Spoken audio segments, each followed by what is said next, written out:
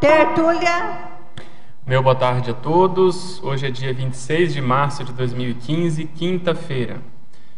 Esse verbete é o de número 3.338. Ele tem 4 páginas, 42 logias e 7 máximos. O tema é retrocognição vígio, dentro da especialidade retrocogniciologia. Definição. A retrocognição vígio é a experiência rememorativa de outras vidas intrafísicas ou períodos intermissivos ocorridas simultaneamente às tarefas cotidianas da vigília física ordinária, VFO. O holopensene pessoal da retrocognoscibilidade, o holopensene pessoal da holominemosomaticidade, o holopensene da homeostaticologia holossomática, o alto mater pensene seriexológico, as formas holopensênicas predisponentes às autorrememorações intrafísicas, a dissecção dos holopensenes favoráveis à consim lúcida, as investigações teóricas e práticas das manifestações holominemônicas na cotidianidade, a lembrança de retrovida durante os afazeres diários, a concomitância de memórias extemporâneas, a parassimultaneidade aguda de fontes paraperceptivas desconectas no tempo e no espaço, a exumação repentina de retrovivências, a abrupta invasão da holomemória sobre os atributos mentais atuais, o renascimento do império mnemônico do passado sobre o reino cerebral do presente, os afazeres ordinários multimilenares assemelhados, e assim por diante. Lá no final a gente coloca as marchas e contramarchas da série X. E na argumentologia, na página 3, no tópico potencializadores, nós elencamos 10 fatores impulsionadores da vivência do fenômeno da retrocognição vígio pela consim lúcida. Na remissiologia, dos 15 verbetes, nós destacamos 5. Atenção dividida, crescendo retrocognição, neorresponsabilidade, efeito da autosseriexalidade, gatilho retrocognitivo e palimpsesto consciencial. A retrocognição vígio é para fenômeno impactante capaz de vincar a proex da consim, podendo dividi-la em antes e depois. As manifestações retromnemônicas são surpreendentemente vivas. Você já vivenciou a retrocognição vígio? Em quais condições? Quais os efeitos proexológicos? E aqui na mega-análise da equipe da Enciclosapiens nós temos flash, tempo, passado, parafato, cotidiano, lembrança, autoproex, seriexologia, paramemória, parafenômeno, holominemossomatologia, retrocogniciologia, autoparapsiquismo, parapercepciologia, alternanciologia, retroexperiência, intrafisicologia, parafisiologia, retrovivência e retrospectiva. Questionamentos. Na estrangeirismologia, página 1, na primeira e segunda linhas, o acesso holomnemônico online passa a ser algo natural para a consciência à medida que ela muda de patamar dentro da escala evolutiva, indo de pré-serenão até consciência livre? Sim, nós achamos que esse é inclusive um dos critérios utilizados na autoaferição evolutiva. Porque se a pessoa está melhorando em termos evolutivos, a gente tem que ver o nível da maturidade ou da holomaturidade dessa consciência. Se a holomaturidade melhora, ela começa a ter condições holossomáticas, estruturais, intraconscienciais, de relembrar do passado pessoal e do passado grupal. Aquilo já não interfere mais na manifestação pessoal. Pelo contrário, aquilo vem justamente para ela ajudar. Eu parto do princípio que isso tende a acontecer mais ostensivamente a partir da desperticidade, justamente porque a pessoa não sofre mais interferências do assédio interconsciencial. E quando nós temos as retrocognições, dos efeitos colaterais é justamente as evocações que ocorrem com a chegada de consciências, muitas vezes credoras do passado. Então, se a pessoa já não sofre mais com isso, ela tem condições de fazer assistência e uma coisa acaba alimentando a outra. Às vezes, um gatilho, um flash, um trecho retrocognitivo que traz essas evocações de consciex, as consciex em si já vão ajudar a pessoa a lembrar de mais coisas do próprio passado. Então, dentro disso, eu estava escrevendo nesse final de semana sobre justamente a interação entre a desperticidade e a retrocognição. E a base da argumentação é exatamente essa. Então, o verbete está quase pronto, a gente vai entregar aí nos próximos dias. Em Parafatologia, página 1, 11ª e 12ª linhas. Como nós podemos otimizar a consulta extrafísica da parapsicoteca, predispondo a holominemosomaticidade diária? Quais são as dicas?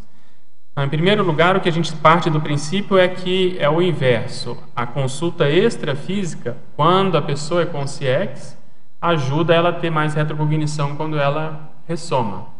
Então, quanto mais a consciex tiver tido mérito para ir lá na parapsicoteca, fazer pesquisa, para elaborar a própria PROEX, para ter uma visão de conjunto do próprio passado e daquilo que foi feito envolvendo determinado grupo, mais ela vai ter condições de ter retrocognição aqui, porque ela já está envolvida naquela temática.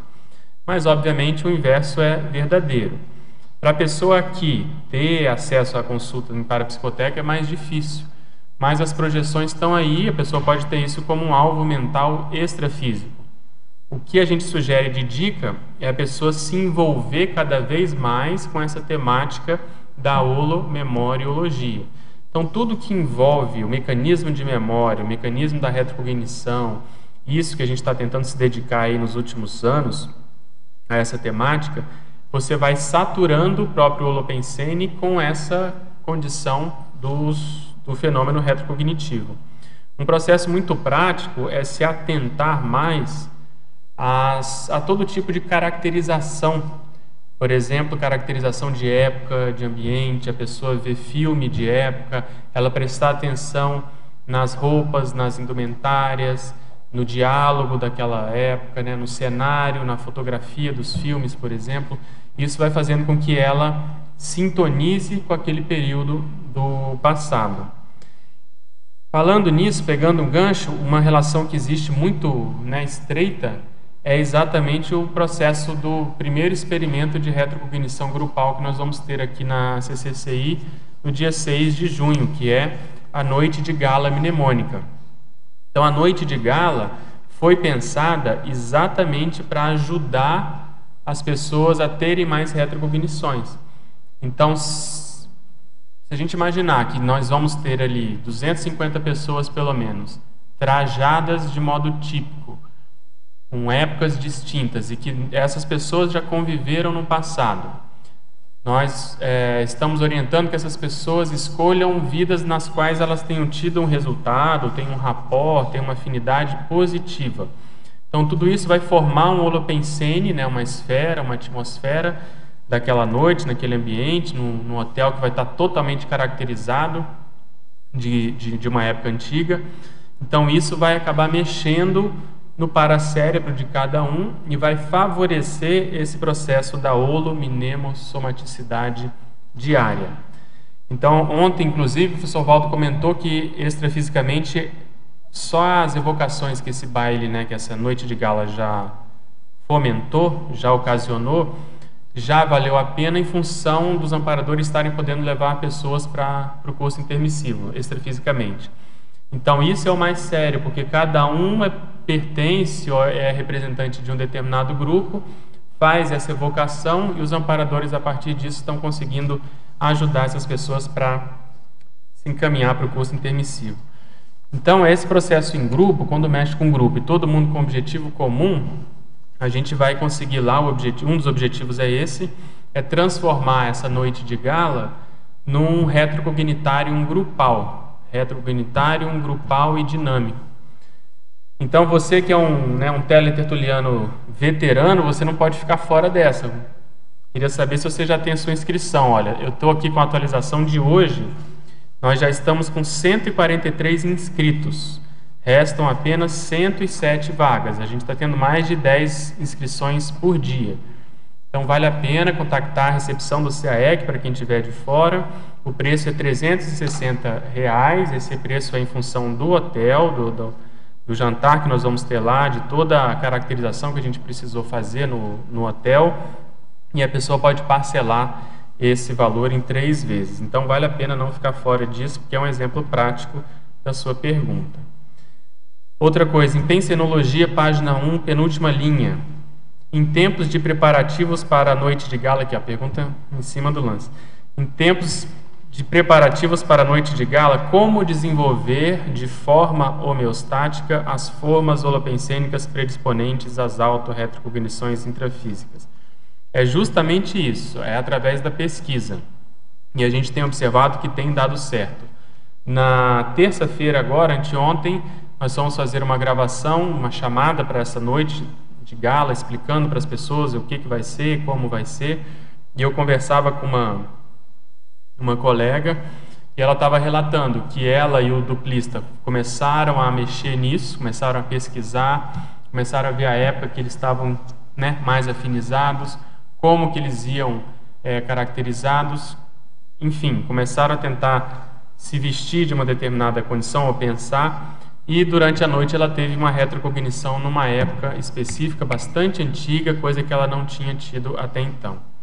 Então esse processo é mais sério do que a gente imagina. Quando a gente pega uma veia do passado, e tem isso que eu falo aqui no verbete, há uma sobreposição mnemônica, você tem a memória atual, e você começa, através dessa memória atual, puxar coisas do passado através da pesquisa de um tema, de uma personalidade, de uma época, estudar um contexto histórico.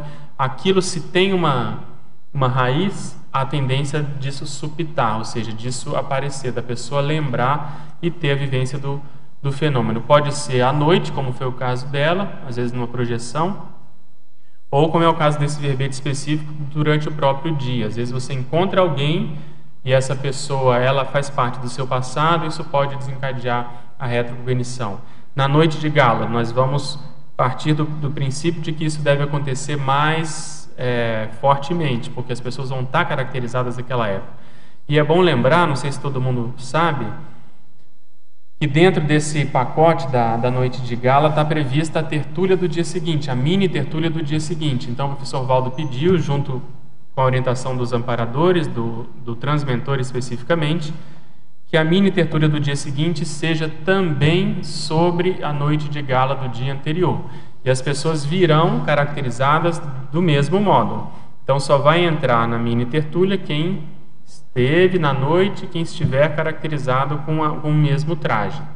Então nesse momento nós vamos ter tempo, né, e calma para poder olhar uns nos olhos dos outros e poder analisar cada caso. E aí a gente vai poder ver se há uma convergência entre o mater pensene da pessoa e aquele personagem que ela escolheu, aquela época, aquela condição que ela está ali caracterizada. Então isso vai potencializar as chances de pesquisa, principalmente porque nós vamos ter vários exemplos aqui, né? Então nós vamos poder fazer muitas associações de ideias também.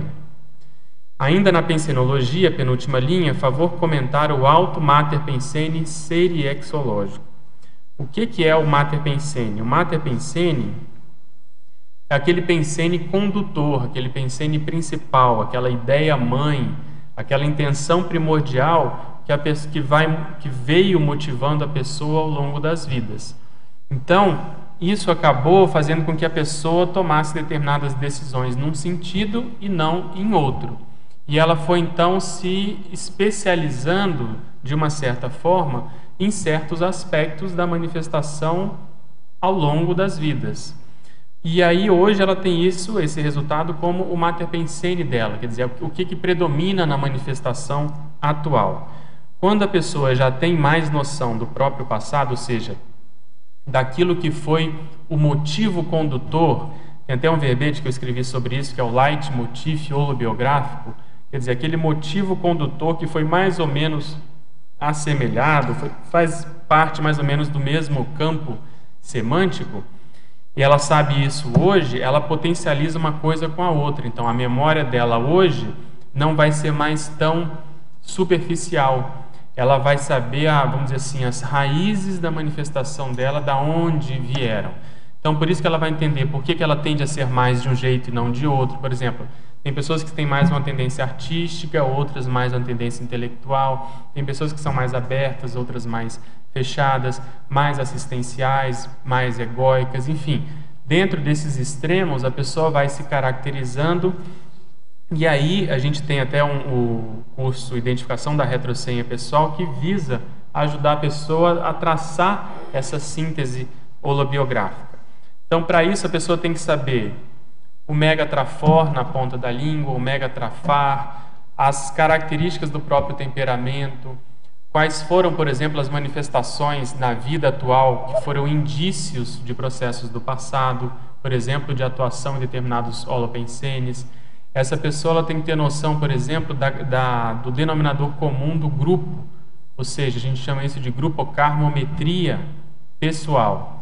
Até para ajudar também nesse sentido, nós vamos ter aí na última semana de abril a terceira edição da Semana de Autopesquisa Serexológica. E muitas pessoas não têm muita experiência com essa análise e não puderam participar do primeiro Fórum Internacional de Serexologia, onde a gente fez a análise do caso de Émile Littré, comparando a minha personalidade com a personalidade do Littré, que a gente tem a hipótese de ser a mesma consciência, né? A personalidade consecutiva. E aí a gente pediu, em função dessas demandas, eu mesmo pedi para a Cris fazer o curso chamado Grupocarmometria de Émile Littré. Então ela vai apresentar o parasociograma com todos os grupos com os quais Littré interagiu e as principais personalidades, para a gente tentar encontrar essas personalidades hoje, partindo do princípio que onde tem uma personalidade consecutiva, tem outras, por causa do processo da lei da afinidade. Então, com base nisso também, a gente vai fazer o exercício de ver perfis do passado e perfis atuais da CCCI, procurando reencontrar essas pessoas hoje. Então, o grupo faz muito, o estudo do grupo é muito importante nessa identificação do Mater Pensene serexológico. Além disso, trabalhar com a para-história, com a para-percepciologia, com o processo de temperamento, como eu falei. Enfim, são muitas variáveis que a gente tem que fazer o quê? Juntar as pontas da manifestação pessoal. E aí, tendo essa noção histórica, a pessoa começa a se ver, a se encaixar, a se localizar seriexologicamente. Outra pergunta aqui, em Parafatologia, página 1, sexta linha.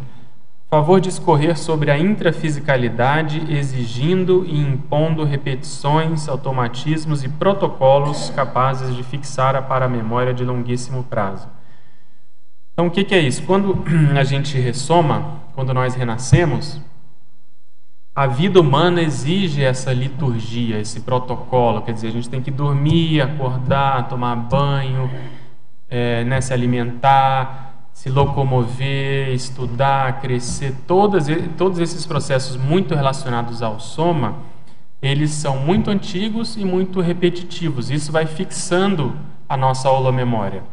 Quando você faz ou tem um hábito psicomotriz, quer dizer, um hábito que envolva o soma principalmente, muito arraigado, principalmente um hábito que, por exemplo, a pessoa fez ao longo de muitas vidas, você repete esse hábito inconscientemente hoje, normalmente isso se transforma num gatilho holomnemônico. Então, você estudar esses automatismos ajuda a passar pelo fenômeno e a identificar as manifestações do fenômeno. Vou dar um exemplo para ficar mais prático. A pessoa, por exemplo, que teve muitas vidas como mulher, tem um caso que eu conheço que a pessoa foi descer uma escada, estava com um vestido longo, o modo como ela puxou o vestido para não tropeçar, esse ato desencadeou uma retrocognição do passado. A outra, por exemplo, foi fazer um teste do tipo de pano para costura, para comprar. E esse processo dela pegar o tato, né, de ver de que tipo de tecido era aquilo, ela se lembrou de um processo também na monarquia, ela testando as especiarias e os tecidos que vinham do Oriente, na época que eles compravam seda, a monarquia mexia com isso. Então, esses automatismos, eles ajudam paradoxalmente nas lembranças do próprio passado. Então, eu parto do pressuposto que é uma condição fisiológica ou parafisiológica. Você, quando consegue fazer essa sobreposição, a tendência disso é desencadear a retrocognição.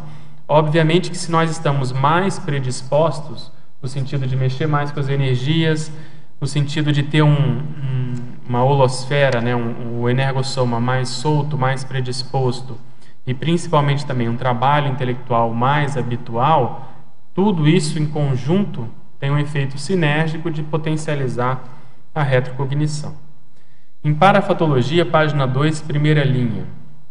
Por gentileza, exemplificar a influência da retrovida crítica na autoproex atual. Retrovida crítica é um conceito trazido pelo professor Valdo, que a gente usa muito na Consecutivos, inclusive nesse curso de identificação da retrosenha pessoal, que é o seguinte: é uma vida marcante, é uma vida em que houve uma divisão, foi um divisor de águas, houve uma divisão de destino, uma cirurgia de destino na série X, quer dizer, na serialidade das múltiplas vidas. E por que isso foi teve esse fator de ser uma cirurgia de destino? Porque ali foi quando a pessoa começou a querer melhorar, começou a querer mudar as tendências mais instintuais para uma tendencialidade, uma tendenciosidade mais assistencial. Então, ele comenta de vários casos em que a pessoa, às vezes, começou a fazer uma obra, começou a fazer alguma atividade mais positiva, mas não terminou por influências diversas, influências do meio, influências do nível de maturidade da época, mas alguma coisa ela iniciou. Então, por exemplo, ela às vezes começou a escrever um livro e não acabou, ela começou a fazer um trabalho assistencial e acabou desviando. Então, isso ficou marcado como algo por fazer, ficou aquilo parado. E é em função disso que, dentro aí das minhas pesquisas, eu estou estudando também a chamada tarefa seriexológica. Por que isso? E por que tem a ver com a ProEx que você perguntou? Porque nós partimos do pressuposto que no curso intermissivo, ao elaborarmos a nossa ProEx juntamente com o evoluciólogo e os amparadores, nós retomamos aquela retrovida crítica. Então, muitas vezes nos foi lembrado daquele momento. Escuta, você começou um trabalho lá atrás, você não deu cabo a ele, não acabou, você tem essa tendência, de algum modo, nas outras vidas você já veio trabalhando com isso. Então, está na hora de passar a régua, passar limpo e tentar fazer a retomada dessa tarefa, só que obviamente num nível novo, num nível atualizado. E aí entram todas as características do paradigma consciencial. Então vamos supor, a pessoa começou a escrever um livro, mas era com a mentalidade da época, com toda a estrutura que havia na época. Hoje, com as informações que nós temos e a vivência que nós temos, ela vai pegar a tendência de escrita e vai puxar lá para cima, vai puxar lá para frente, vai fazer uma coisa mais avançada. O processo assistencial é a mesma coisa, a pessoa já tinha aquela tendência e ela hoje vai, por exemplo, priorizar a TENEPS, priorizar a TARES, priorizar tudo aquilo que ela possa, de algum modo, exemplificar a condição assistencial. Então, com isso, a ProEx ganha um outro colorido, porque ela vai juntar as pontas da manifestação multiexistencial pessoal. Quer falar? Pedro, na página 2, então, só para pegar esse gancho aí, sim, na principiologia, no detalhismo, sim, então eu estou entendendo que a restauração evolutiva teria a ver muito com a vida crítica, então. Perfeito, tem. É isso mesmo? Tem muito a ver. O professor A Lodge restauração evolutiva. tem o verbete, princípio da restauração evolutiva, que é exatamente baseado nisso. Por isso que a ProEx trabalha muito com esse conceito. Perfeito. Então, os nossos desmandos do passado, os nossos erros, os nossos trafares, nós hoje estamos recompondo essa condição, estamos restituindo, estamos retribuindo aquilo que a gente aprendeu para saldar essa dívida. Por isso que eu coloquei aí holocarmologia. Pois é. Então, essa crise, então, ela começa na hora que a gente restaura, se modifica evolutivamente. Perfeito. A ideia, a proposta toda do curso intermissivo é exatamente isso. Assumir o nosso quinhão de responsabilidade nos nossos erros e aqueles acertos que não foram efetivados. E hoje a gente vem para justamente honrar essa situação, né? Para chegar no complexo através disso.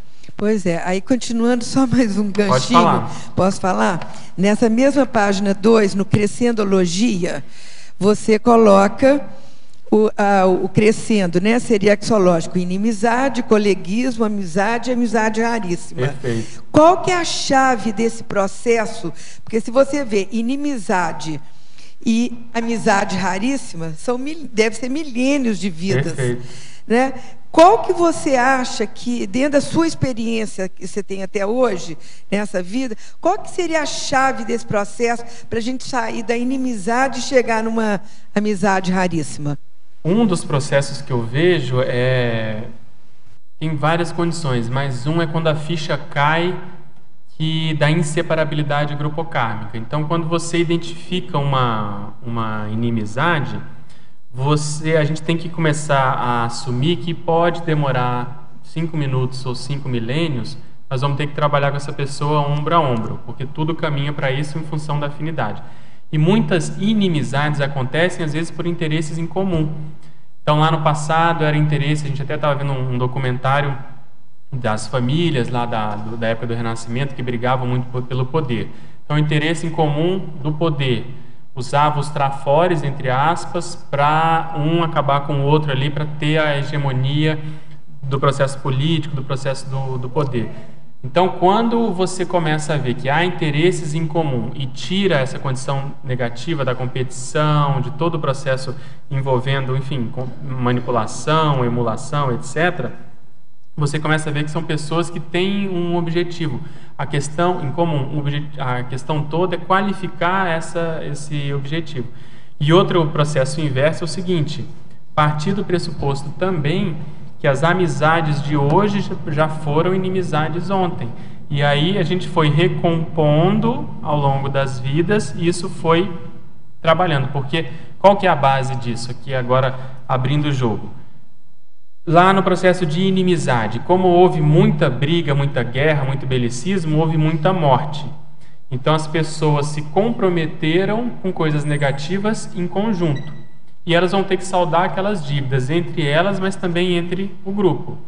E aí vai tendo as vidas ao longo do ciclo grupocármico, que é primeiro esse processo da interprisão, depois a vitimização, quer dizer, a pessoa é várias vezes vítima para justamente ela, pela lei de ação e reação, a lei de causa e efeito, ela sofrer aquilo que ela fez nos outros. E aí depois vem essa fase de recomposição. Nessa fase, em geral, um fica mais lúcido do que o outro, mais rápido. E aí ele começa a ajudar essas pessoas. Quando ele começa a ajudar, ele ajuda a pessoa a cair a ficha da responsabilidade assistencial dela. E aí os dois começam a andar juntos, porque eles veem que eles em conjunto têm responsabilidade perante aquelas pessoas que dessomaram lá no passado. Então o que eles fazem? Eles se tornam amigos para poder trabalhar com essas pessoas. Uma das bases do próprio duplismo libertário, da dupla evolutiva, também deve ser essa, quer dizer, acertos que precisam ser feitos dos dois para com a humanidade e para a humanidade. Quer dizer, entre eles já está ok, já existe um sinergismo, mas eles devem ter responsabilidades para com outras consciências. Certo. Então, só para concluir, ver se eu estou certa, né? A gente tem que tomar muito cuidado para falar assim, isso não me pertence, entre aspas. Seria mais ou menos aqui. Porque o isto não me pertence é uma forma de você se esquivar, né? Isso aqui não é comigo, se vire. Assim, no sentido de... Mais cedo ou mais tarde nós vamos ter que reencontrar essa pessoa, ou esse holopensene, ou essa condição. Então o enfrentamento agora é bem melhor do que falar, isso não me pertence. Perfeito, Então as pessoas com as quais a gente não tem muita afinidade, é bom a gente olhar, porque às vezes vale a pena aproveitar a oportunidade de começar pelo menos a tentar estabelecer um rapport maior, um contato maior, para a coisa caminhar mais rápido em termos evolutivos e assistenciais, né? Outra coisa, então a retrovida crítica tem essa condição da gente retomar hoje na Proex atual em outro nível. A gente parte do princípio que o curso permissivo a gente trabalhou com isso também. E essa condição que a Solange está lembrando do grupo, quer dizer, a retrovida crítica, a pessoa não estava sozinha. tem lá os colegas do próprio passado. Em estrangeirismologia, primeira linha, comentar e exemplificar o flash retrocognitivo inesperado. O flash retrocognitivo inesperado é isso. Na vigília física ordinária, você está fazendo uma coisa que você faz já muitas vezes. E aí, inesperadamente, surpreendentemente, aquilo pode desencadear uma retrocognição ao vivo e a cores. Você continua fazendo aquela atividade que você estava fazendo no automatismo da vida e você tem aquela experiência. Esse final de semana eu estava escrevendo também um relato que pode talvez exemplificar isso. Quando eu fiquei sabendo da vida do Littré, e a gente foi pesquisando e foi tomando contato com as obras, a gente conseguiu a tradução de um artigo que ele fez, contando como foi a escrita do dicionário da língua francesa, né? Então, essa tradução inglesa, eles colocaram no título Como eu fiz meu dicionário, How I Made My Dictionary. E eu estava lendo isso pela primeira vez. Acho que eu já contei isso aqui. E tem uma etapa lá que ele conta que o editor entrou na casa dele e se assustou pelo fato dele estar com os originais no chão, a pilha de originais, eram milhares de páginas em pacotes, mais ou menos próximos da lareira. Quando eu li isso, aquilo que eu estava lendo no livro sumiu, aquela página sumiu, e eu comecei a me ver sentado numa poltrona tipo de madeira, como se eu estivesse aqui, a porta fosse à minha direita, era um cômodo pequeno, um homem alto e branco, mais claro, assim, magro, na minha frente, à direita a lareira, e nos meus pés, assim, vários calhamaços de papel. Então, aquilo funcionou como um gatilho. Você está lendo uma situação intrafísica, uma memória que está acontecendo atual, uma memória dessa vida, né, dessa condição, e isso desencadeou uma memória, uma clarividência da outra existência. Então, esse foi um flash retrocognitivo inesperado. Eu não estava esperando aquilo naquele momento. Uma coisa é você ter afinidade, você sentir que você tem a ver com aquilo. Outra é você ver um filme passando na sua frente e você como protagonista daquele filme. Então, como isso começou a acontecer comigo de modo um pouco mais constante, aí eu resolvi estudar os mecanismos, enfim, aí resolvi escrever esse verbete que é a retrocognição acontecendo na vigília física ordinária. Eu já contei aqui também do caso do ECP2 que eu fui dar no Rio de Janeiro, e quando eu entrei no campo, que a gente passa por na porta eles colocam como se fosse um pano, né? um cobertor para não entrar luz. E esse movimento de eu abaixar, saído da claridade e entrar numa condição escura e pegar na mão na realidade no braço de uma pessoa que foi me conduzindo até a poltrona, nessa hora também tudo mudou e eu me vi em outro contexto, fazendo a mesma coisa, entrando num ambiente cheio de pessoas, no caso lá elas estavam sentadas, no ECP2 estavam deitadas, mas era um ambiente escuro, que eu ia falar, enfim, dentro de toda uma conotação. Então, ao longo da minha caminhada ali, lenta, com aquela pessoa, eu fui vivenciando essa retrocognição. Então, a retrocognição vídeo, ela pode te pegar de surpresa em diversos contextos. Teve por exemplo, estava lembrando até, a gente estava em Belo Horizonte, uma amiga sua estava contando para mim e para a Cris. Ela teve uma condição difícil, se não me engano, envolvendo um irmão, uma condição conflituosa. E naquele momento do conflito, ela teve uma retrocognição dela fazendo uma coisa semelhante, mas lá no passado, uma condição bem, vamos dizer, ilustrativa da retrocognição vídeo. Então, nós podemos ter, por isso que eu coloquei o tema neutro, pode ser um processo mais conflituoso, desencadeando, pode ser um processo mais neutro, mais homeostático. Tudo isso pode desencadear. E dentro disso tem até a pesquisa da retrocognição despercebida. Às vezes a pessoa está vivenciando uma coisa que é altamente retrocognitiva, mas ela não dá valor, passa batido, ela não se apercebe da situação. Em tecnologia, como funciona a técnica da interseção holopensênica pessoal? Nessa técnica a gente usa no curso Identificação da Retrosenha Pessoal.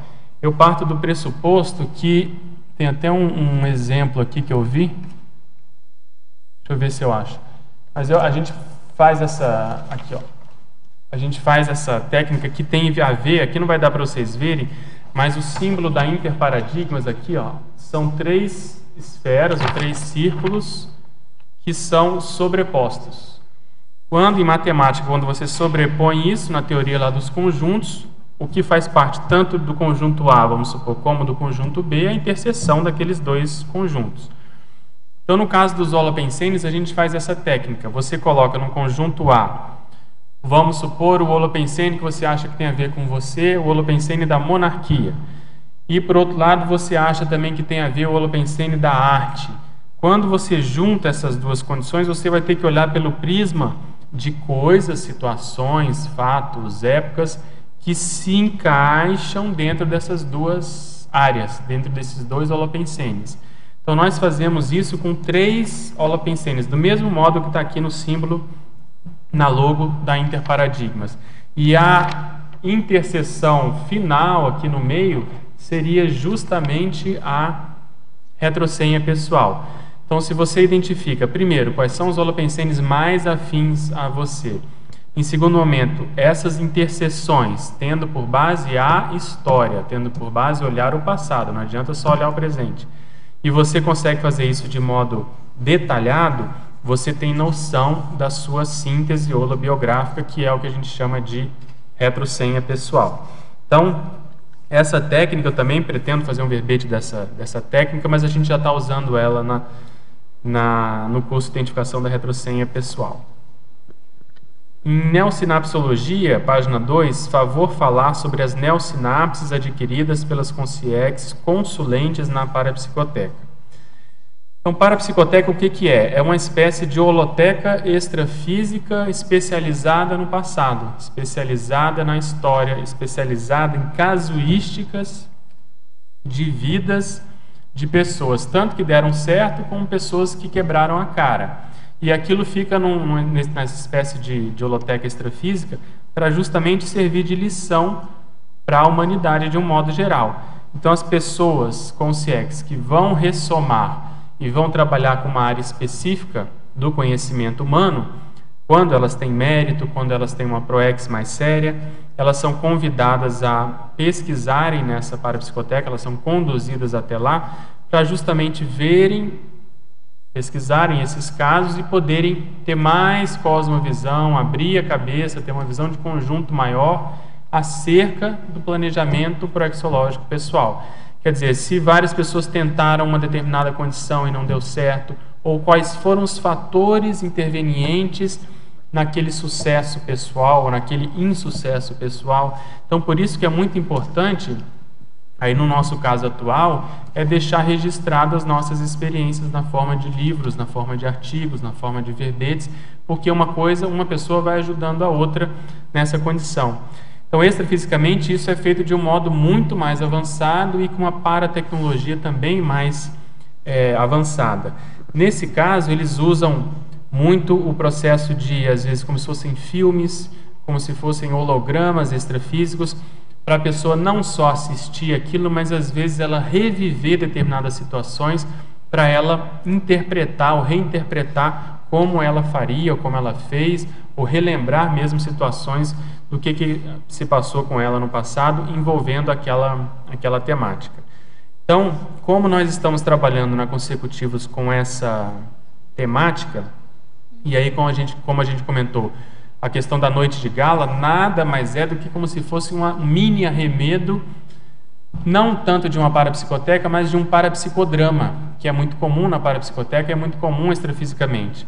Às vezes, extrafisicamente, você encena certas peças extrafísicas, certos enredos, certos conflitos, para as pessoas poderem se localizar, poderem reperspectivar determinadas situações, poderem reviver determinadas emoções e isso ajudar na reconciliação daquele grupo. Então, no caso da noite de gala, nós vamos fazer isso, só que, obviamente, de um ponto de vista positivo.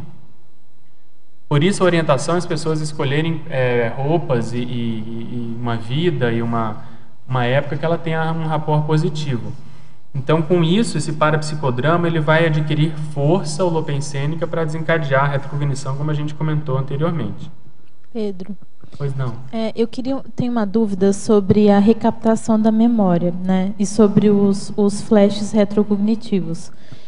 Você tem alguma hipótese de por que algumas pessoas têm muita facilidade de ter flashes, assim, flashes contínuos, né? Mas flashes assim que não dão muita informação, assim, sabe? Flashes de lugares, por exemplo, bibliotecas, mas que não diz assim aonde, ou não tem detalhes, não tem pessoas, não fica solto aqui. Isso, fica meio solto. Só que de vários contextos assim históricos, sabe? Uhum.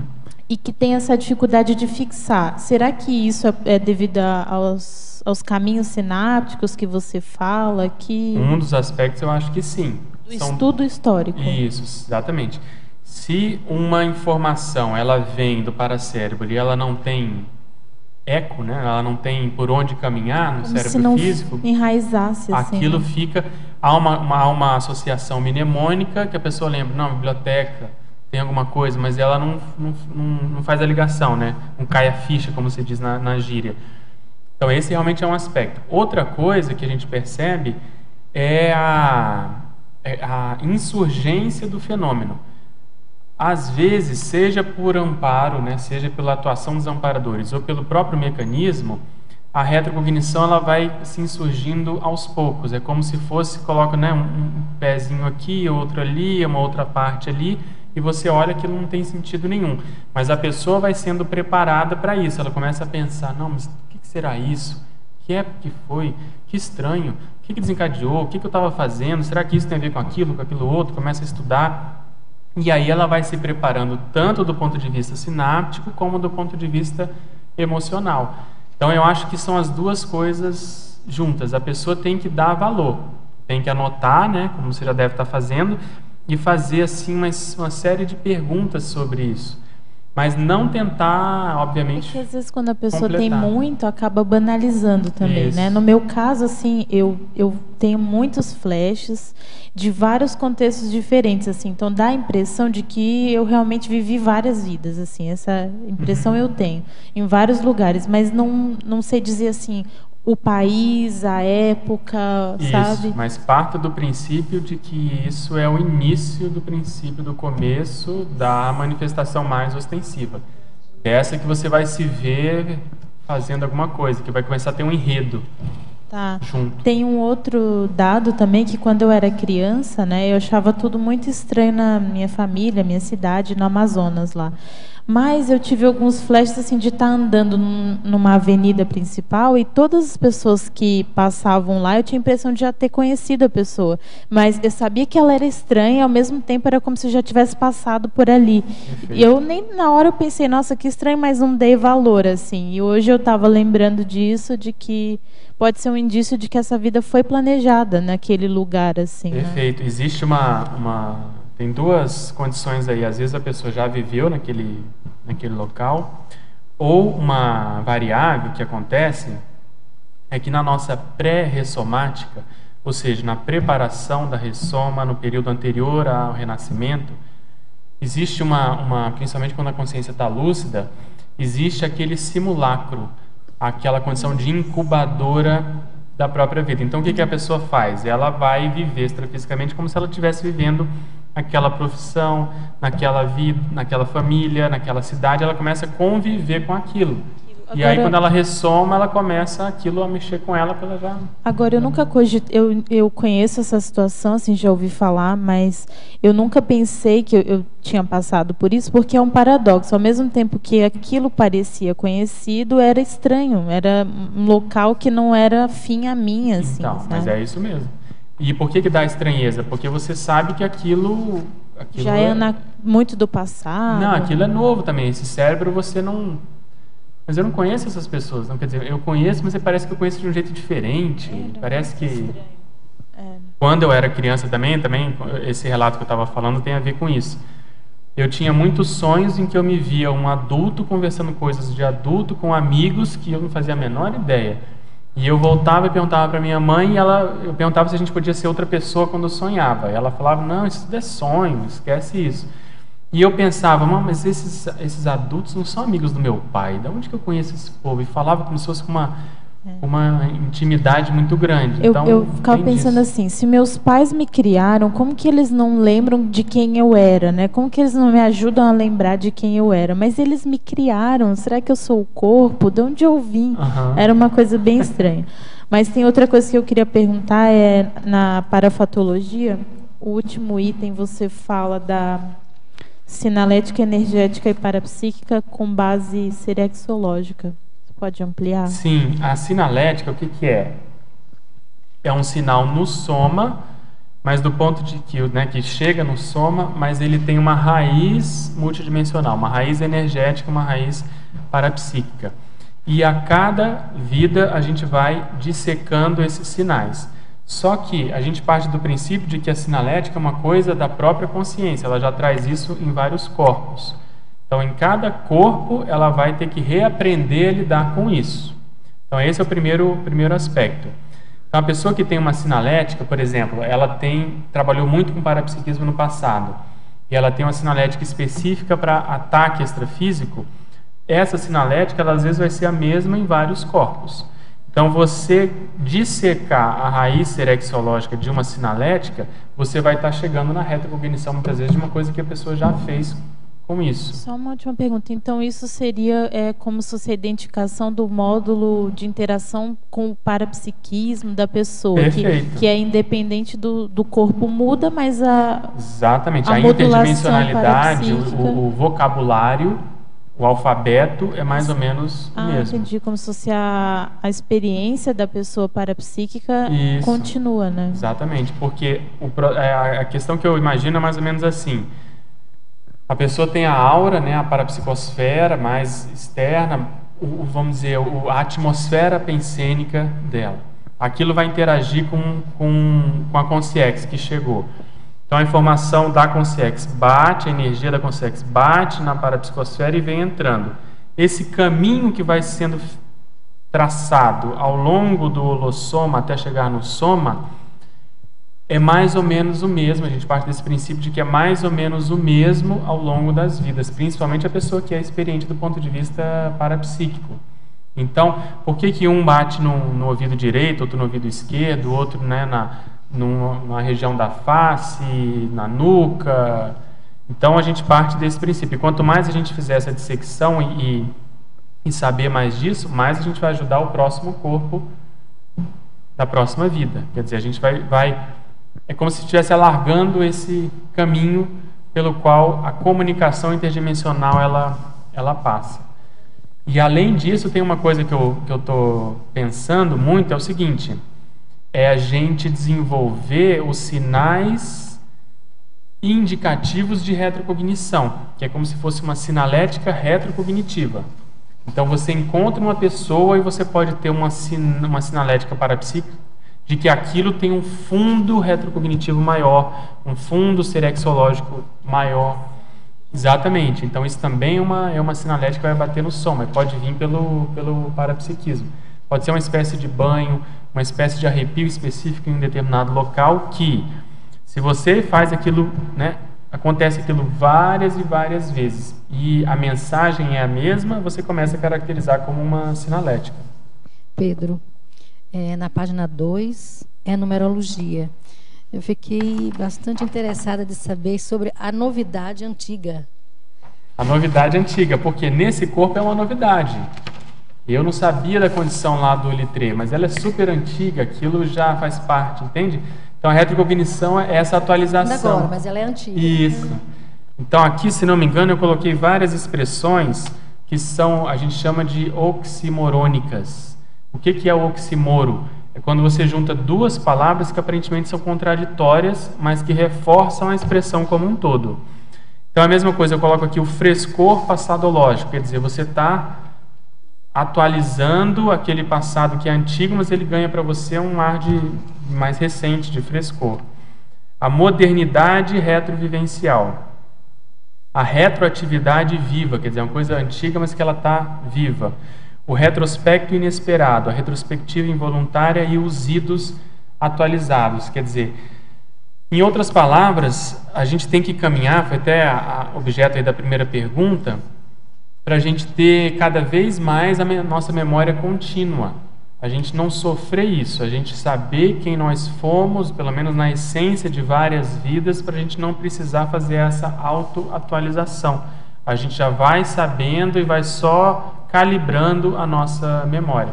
Então a tendência na próxima vida é a pessoa começar a ter retrocognições mais cedo, porque aquilo vai estar mais forte na paragenética e vai começar a aparecer mais cedo. Então ela, às vezes, na condição de criança, já vai ter condições de ter retrocognições. Então a base é essa, a gente não precisar ter tantas atualizações no corpo atual. Aquilo já vem, a pessoa já traz como ideia inata. É como se fosse a memória uma coisa só. E hoje não, a gente ressoma, esquece, convive às vezes com uma pessoa que é nossa amiga há décadas e não lembra que ela foi nossa mãe, nosso pai, nosso irmão na outra vida, coisas assim. Entende? Pedro. Pois não. Você poderia comentar na página 3? Esperar. Obrigado. Tá Fala. certo? Tá. Na página 3, na argumentologia, culturologia. A cultura da seriexologia lúcida. Isso. O que é a seriexologia? É o estudo das séries existenciais. Então, seriexes é um termo novo, né, que é um neologismo que foi a junção dessas duas palavras, série existencial. Então, é um conjunto de vidas consecutivas que a gente vai tendo, né? E aí a seriexologia lúcida é exatamente isso, é você estar aqui sabendo que você é fruto dessas vidas consecutivas, que as pessoas que estão ao seu redor também, que existe uma razão de ser para ter tido essa convergência, essa conjuminação, essa congruência de afinidades, de você estar hoje, por exemplo, como você estava falando de manhã, trabalhando onde você está trabalhando, num outro país, não é isso que você trabalha, que você mora? Então você tem que pensar dentro da seriexologia lúcida, por que lá? Por que eu fui parar na Alemanha, né? Você mora na Alemanha. Então, qual é a raiz mais séria que você tem com aquele país? Porque você é brasileira? Você é brasileira e teve que ir lá fazer um trabalho assistencial. Então, você começa a juntar o país, a tarefa, dentro da tarefa assistencial, o público específico. Então, tem ali, você há de convir que há uma especialização, não é isso? São pessoas que padecem mais ou menos do mesmo mal, né? Então, tudo isso você vai fazendo uma listagem para você ter uma hipótese do que no passado gerou essa necessidade. De você falar, não, eu vou lá, vou fazer isso.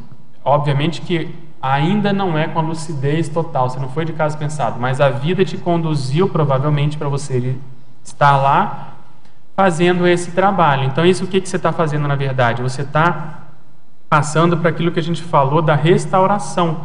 Você está recompondo coisas do passado com aquelas pessoas, ajudando a sua própria conta corrente, que a gente chama de ego-kármica. Dentro dos estudos da seriexologia, a gente está agora também encarando um tema que é o do holokarma, que é muito complexo. O que é esse holokarma? Envolve o ego-karma, quer dizer, a sua conta corrente de você com você mesmo, os seus erros e acertos para com você enquanto consciência. Existe o grupo-karma, que é o que a gente estava falando do parassociograma, do grupo-karma das pessoas, de convivência, com quem que você conviveu, quem que você ajudou, quem que você atrapalhou a evolução, com quem que você se deu melhor e se deu pior. Isso é o grupo-karma.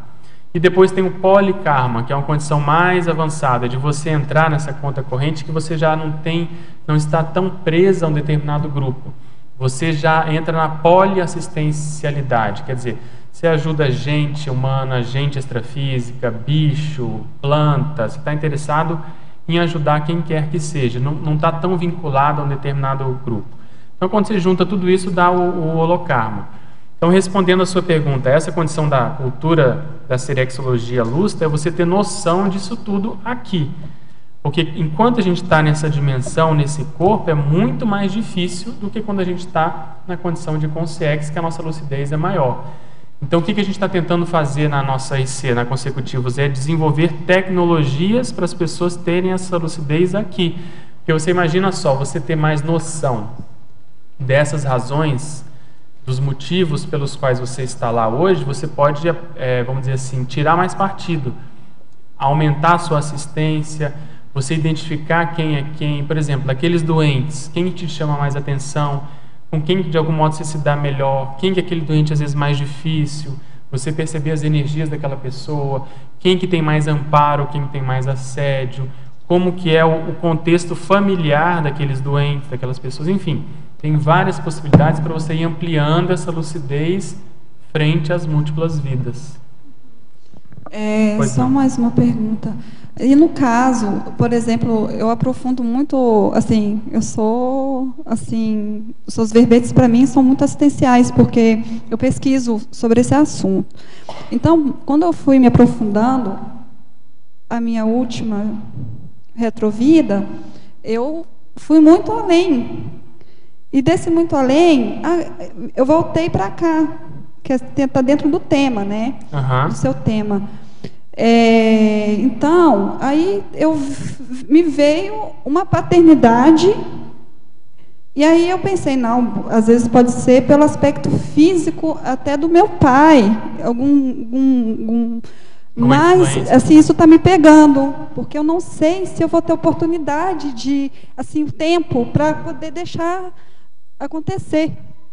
Aí isso está me pegando muito. Mas deixa eu ver se eu entendi. Esse tema veio e aí você começou a pensar na sua condição de filha hoje, é isso? A relação com o seu pai. Não. O meu pai é só para poder, assim, pensar assim, isso pode ser da minha cabeça.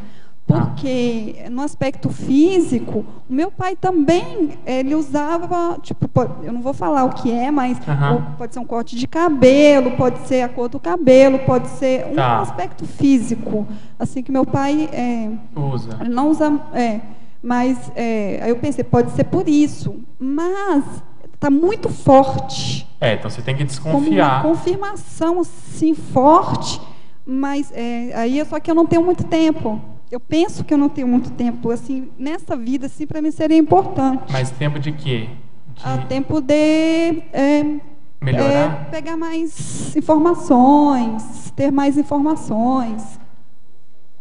Aí entra uma questão de prioridade, mas se isso está muito forte, naturalmente você vai ser, vamos dizer, encaminhada a lidar com essa temática. E pelo que eu entendi, você entrou nessa condição da retrovida que te levou a uma condição mais do passado e surgiu esse tema, é isso? Esse do passado, aí são os quebra-cabeças. Aí depois voltou e ficava piscando. Eu falei, mas isso não pode ser. Isso pode ser isso. Isso já eu estava na Alemanha ainda. Então, mas isso é assim aí eu falei mesmo. Assim, mas já que eu vou lidar com isso, aí eu vou poder ver de perto. E eu vendo de perto, está mais... Aumentou. Forte ainda. Eu não sei, porque isso é coisa da minha mente, mas parece assim que está confirmado. Já está confirmado da parte da pessoa. Mas assim, eu sou uma pessoa que eu gosto de conversar diretamente. E aí fica um pouco inacessível. Mas é assim, você tem que ir devagar, com calma, porque quando as coisas estão acontecendo, elas estão quentes.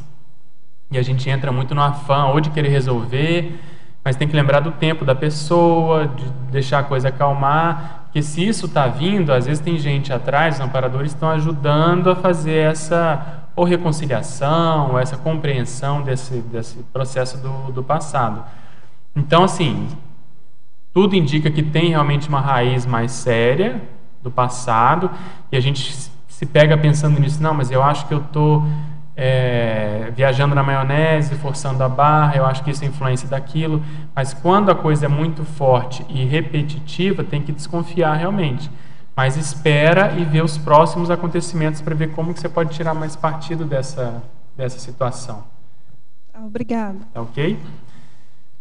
Outra pergunta aqui em Paradoxologia, página 2, expandir o paradoxo das retrocognições, poder gerar Nelver Pons. A gente considera um paradoxo porque é o passado ajudando o futuro. Uma coisa antiga que teoricamente já passou, já foi sacramentada, não tem mais como mudar. O modo como você enxerga, compreende a situação, o modo como você aborda aquela temática faz com que você tenha ideias novas acerca do seu presente e futuro.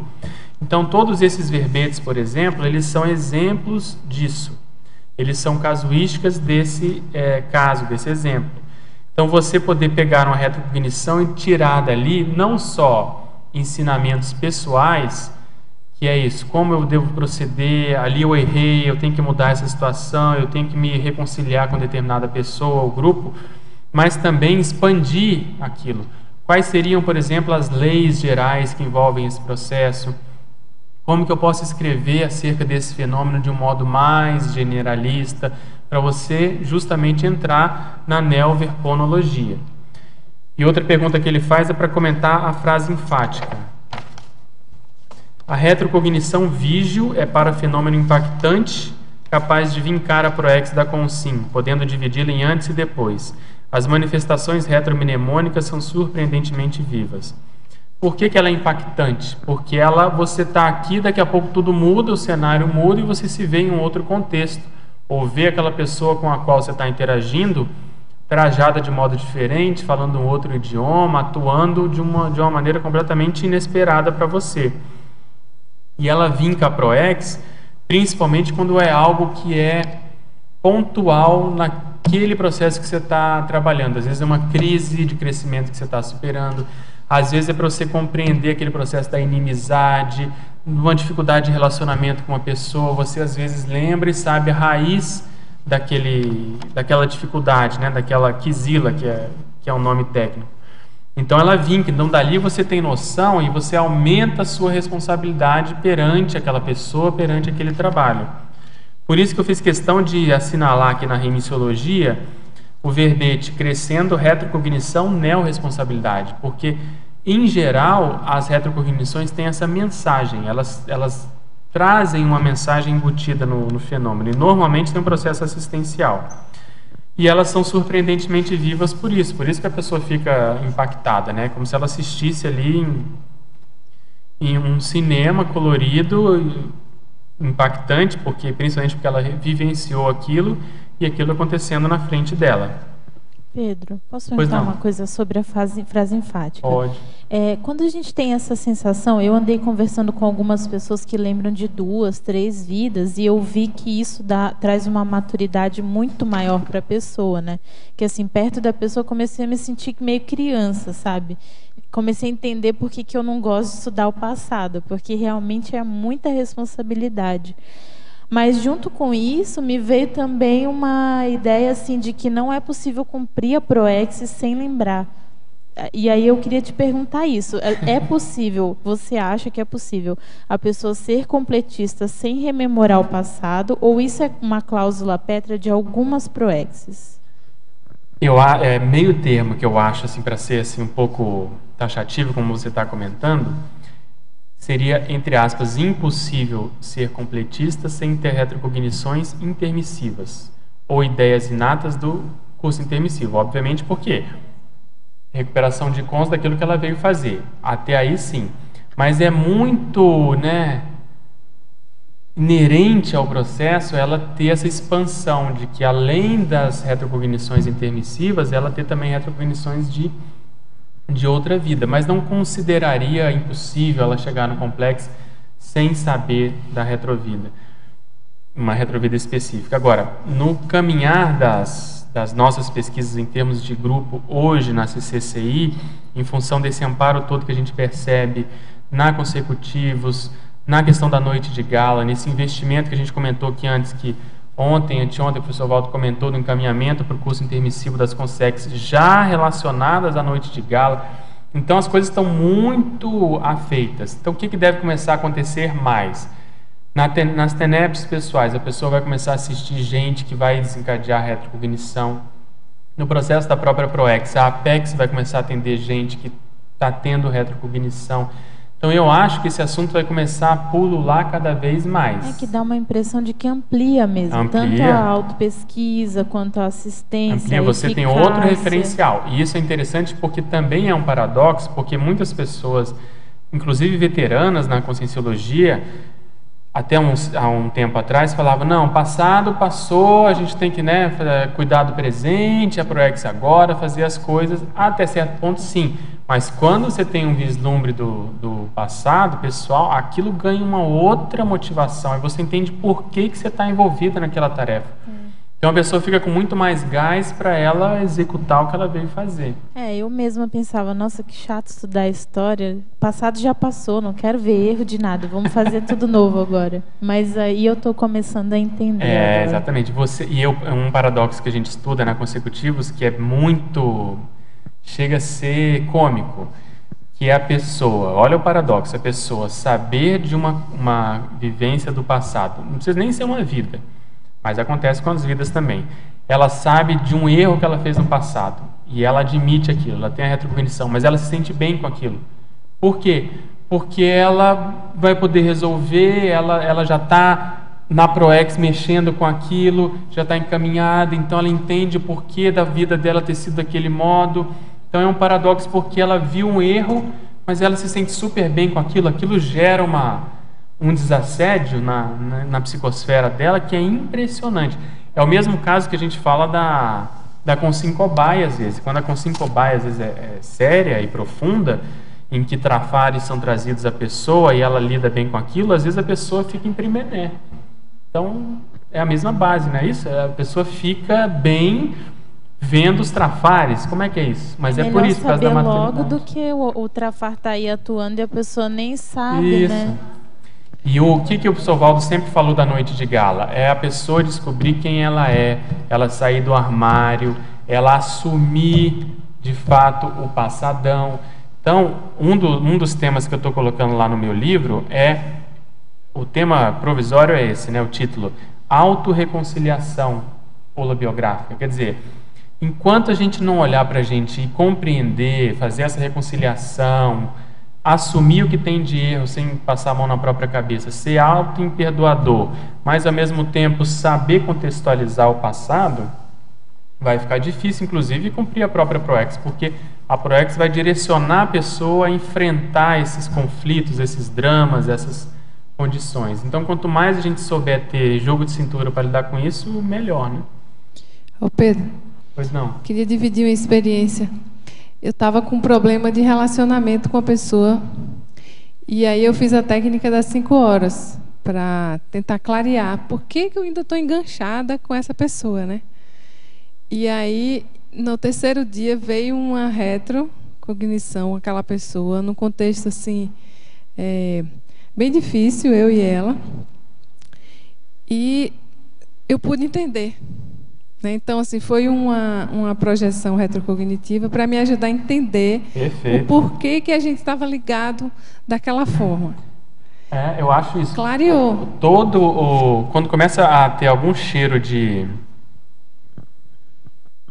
dificuldade com a pessoa, é bom ver qual é a emoção que está ali. Que às vezes é uma sensação de injustiça, uma sensação de que... O que está acontecendo? O que está pegando? E aí tentar ver o outro lado, não? O que eu devo ter feito para desencadear isso naquela pessoa hoje? Porque, em geral, a gente embarca na emoção, levanta a bandeira da justiça e fala essa pessoa está errada, essa pessoa assim, assado.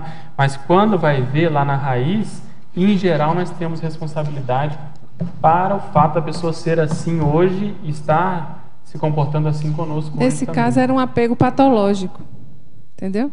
A gente, de alguma forma, cuidou um do outro, mas e aí ficou grudado ali as energias até então. Sim. De forma patológica, era como se não pudesse desapegar daquilo, como se o cuidado tem muito disso, com tem o muito outro, pacto do passado. O cuidado com o outro formasse um vínculo eterno, patológico. Patológico, perfeito. Foi bem interessante. Pessoal, caminhar um pouquinho aqui, eu já atendo você, Rosa. Há um momento em que a memória da retrovida fica tão disponível quanto lembranças da infância. Certos acontecimentos mais marcantes podem ser revisitados mesmo durante a vigília. Outros continuam ocultos. Como o professor vê esta aproximação do passado? Como se pode chamar tal disponibilização cotidiana do passado holobiográfico? Eu vejo que isso é natural. É a gente saber lidar com as próprias memórias dentro daquela continuidade holomnemônica. Então, ter maturidade para isso é que é a grande condição, né? Agora, essa disponibilização cotidiana do passado é o acesso ao paracérebro, a holomemória de fato. Então, você decodificar essas informações é que é o grande desafio, né? A incidência decisiva e ostensiva de retrocognições pode estar indicando uma linha assistencial? Sim. Que linha seria? Vai depender de cada caso. Como ocorreu a identificação da linha assistencial pelo professor? Uma das coisas que eu vejo que eu tenho relação, que eu tenho que assumir, é essa vinculação do processo intelectual com o processo da medicina, um processo assistencial propriamente dito. Por que isso? Porque eu considero que uma das coisas que desencadeou a retrocognição do Littré, saber dessas coisas, a personalidade consecutiva, foi quando eu comecei no ano de 2008, final de 2008 e o ano de 2009 inteiro, a fazer aquela técnica do trabalho antilucano, do turno intelectual. Então eu comecei a ler muitos dicionários de madrugada e escrever de madrugada. E isso foi aumentando a minha intelecção, a minha cognição. Então você entra numa linha, e você vê que o Littré já fazia isso. Então você entra numa linha de manifestação psicomotriz, praticamente, de um hábito que você já tinha intelectual, mas pode ser qualquer tipo de hábito, e aí isso desencadeia essas retrocognições. Então, de acordo com o Mater Pensene da consciência, de acordo com aquele leitmotiv, quer dizer, aquele motivo condutor das vidas, a pessoa acaba lembrando do que com que ela mexeu. Você, por exemplo, eu sei que você tem relação e pesquisa muito um médium de alto nível e que trabalhou muito com educação, por exemplo. Então, se você tem a hipótese de ter participado da família dessa personalidade de algum modo, você tem relação com ela.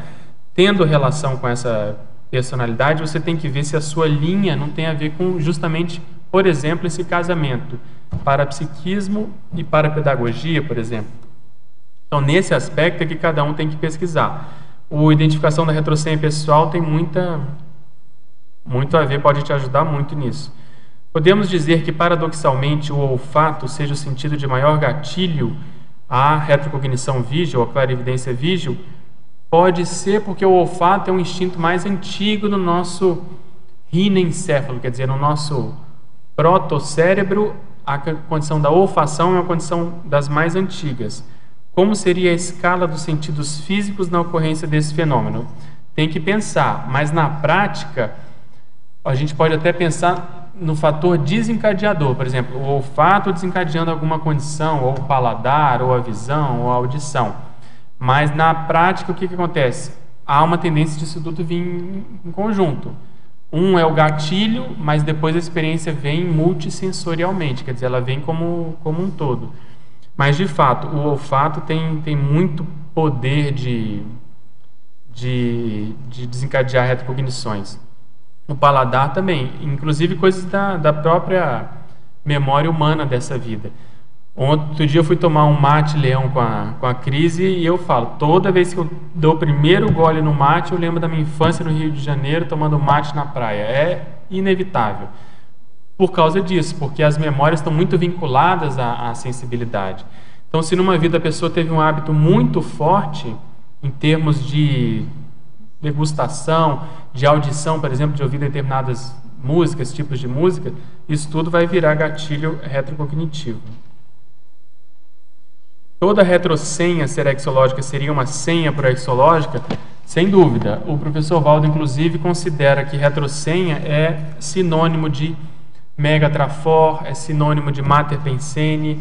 Então, você sabendo disso, você tem uma senha para a sua proex inevitavelmente. Em exemplologia, a favor dar exemplos de retrocognição vígil homeostática e nosográfica. A gente falou en passant nesse aspecto. Retrocognição vígil nosográfica é aquele caso que eu comentei às vezes, por exemplo, de dois irmãos. O professor Valdo comenta um caso dele também nesse sentido.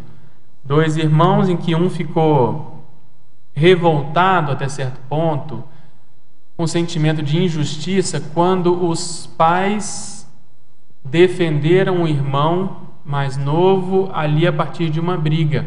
E ele, o irmão mais velho, não tinha responsabilidade perante aquilo.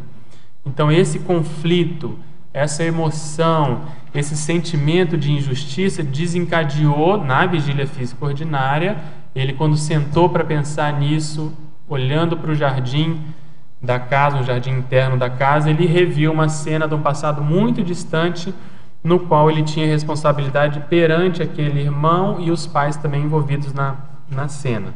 Então a retrocognição pode ser tanto de um jeito ou de outro. Eu contei aqui também já em outros verbetes, quando a gente estava fazendo a nossa mudança recente, depois de uma reforma na nossa casa, em que a gente estava tirando os livros da casa do nosso vizinho, que é o Loche, que a gente tinha deixado lá num momento de aperto, urgência, em função da água que entrou lá, etc.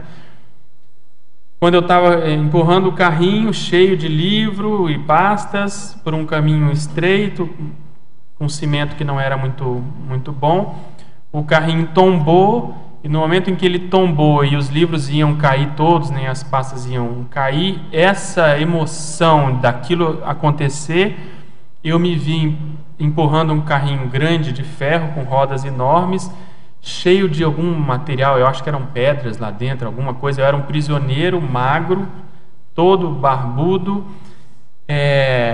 O panorama era o mesmo, no sentido de estar um sol escaldante, tanto aqui fazendo a mudança como naquela condição.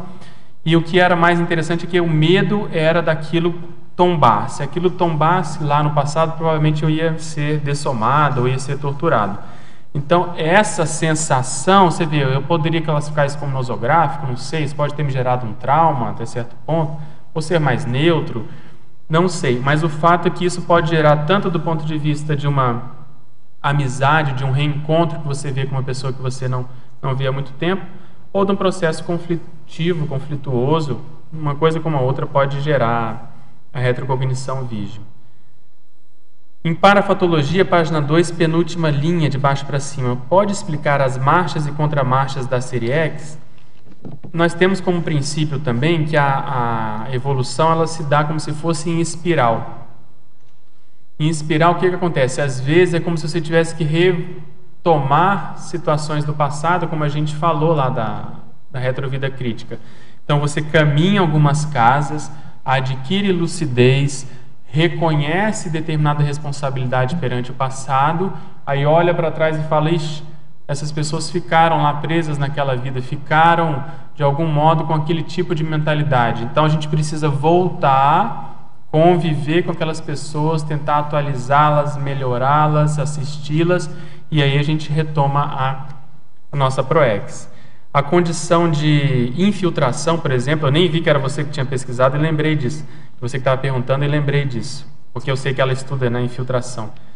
A infiltração é exatamente isso. A consciência caminha alguns passos, adquire lucidez e ela fala: não, eu vou voltar, vou me infiltrar nesse grupo karma, me infiltrar nesse trabalho específico, pode ser mais tempo ou menos tempo, e ela resolve fazer essa assistencialidade.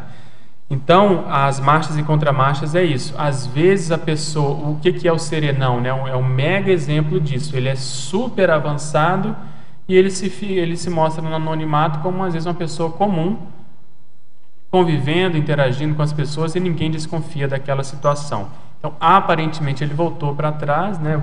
Caminhou para trás e para ajudar todo o grupo a caminhar. Então, marchas e contramarchas têm a ver com esse raciocínio. No próprio ciclo grupocármico, nos critérios grupocármicos da evolução, quando a consciência tem muitos atos anticosmoéticos e ela depois tem que tomar na cabeça, quer dizer, ela é vítima daquele grupo que ela fez parte e é um grupo anticosmoético, um grupo antissocial, é isso, ela caminhou de algum modo, mas depois ela vai sofrer o revertério daquilo, quer dizer, marcha e contramarcha, vai e volta, é fluxo e refluxo. Tudo isso faz parte da nossa serialidade multiexistencial. Em ciclologia, poderia explicar o CMP da atividade? O ciclo multiexistencial pessoal da atividade é esse que a gente vai buscar entrar de modo mais profissional na pré-intermissiologia, que é saindo-se bem dessa vida, quer dizer, a pessoa atingindo o complexo, ela tendo cumprido aquilo que ela veio cumprir, saldando algumas dívidas, ela vai para a intermissão e ela vai fazer os resgates dessas personalidades que a gente está comentando que ficaram no passado. Tendo condições, então, de ter uma ficha mais ou menos positiva, que os intermissivistas estão nessa transição, né? Em média, a gente parte desse pressuposto.